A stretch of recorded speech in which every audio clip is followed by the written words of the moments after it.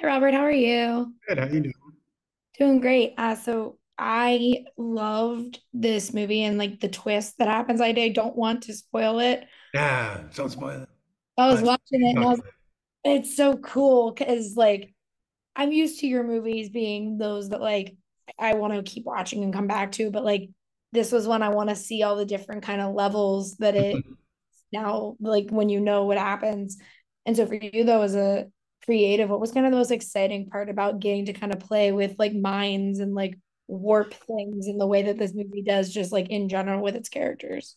I loved it's just like what we do what I get to do as a filmmaker every day. What we do as filmmaker and storytellers which is we try to create this hypnotic construct for our audience. And they bought a ticket and they know it's actors, they know it's a script, they Mhm. know it's going to happen to them. But if you do it right, they can get lost in the dream so much that they laugh or cry or cheer or invest in the characters, invest in the story, recommend it to their friends.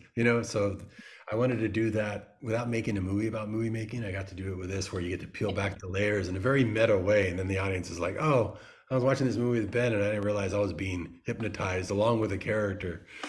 So that's a lot of fun to do that. And it takes a lot of clockwork and working that out. But the payoff would be really great if you can surprise people. Yeah, and it was so cool because it was like every time I was like, oh, okay, well, this is what's gonna happen. It didn't like something like it changed. I was like, okay, I guess we're over here now. But I did like kind of like you said, it's sort of movie making, even though it's not. But Mm. it, what is kind of like your process when you're mapping out something that does get like sort of timey-wimey because it's messing with the character's mind, so it's kind of warped.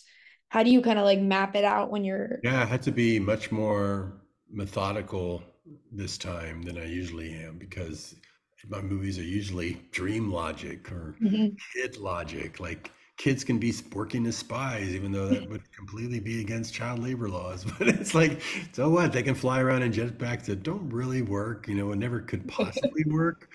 It's just like dream logic, like, yeah, person's leg, they lose their leg, but now they have a machine gun for a leg and it works somehow. It's just I Yeah. never had to be very methodical in process or thought, but thrillers in general are more demanding. The audience needs to believe what they're seeing is real and not feel like, okay, this is all just a bunch of made up shit.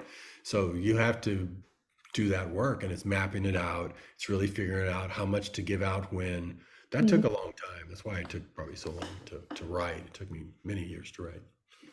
Yeah, it's just I'm like it's so cool to kind of like look at this movie like in retro like after the fact. Like I know hindsight's 2020, but like now I'm like, oh, I could have figured that out. I couldn't have, but like it is cool to know everything to go into it. And what do you hope audiences like their reaction to this? Because like normally we know what we're getting with you. We're either getting kids kicking ass or we're getting Danny Trejo kicking ass, but this is so kind of different and cool for you.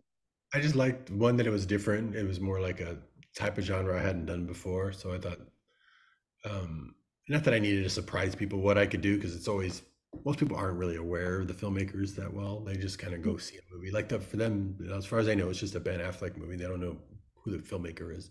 So really, just trying to live up to the idea that it's a thriller, that it's got elements that are going to be surprising, that hopefully they're coming knowing that there must be something mind trippy about it, but still be surprised that it's so mind trippy and not totally confusing either, where they just don't know what happened. That it's satisfying, because that was the other thing, is how to make it satisfying and not just still so confusing by the end that you don't really know what happened and then you can't enjoy it. So there's a good confusing and then there's a bad confusing. Being confused in a good way is a fine line between being confused in a bad way. So hopefully it's the good way. I think it will be because I hope everyone has the same reaction I did watching this movie.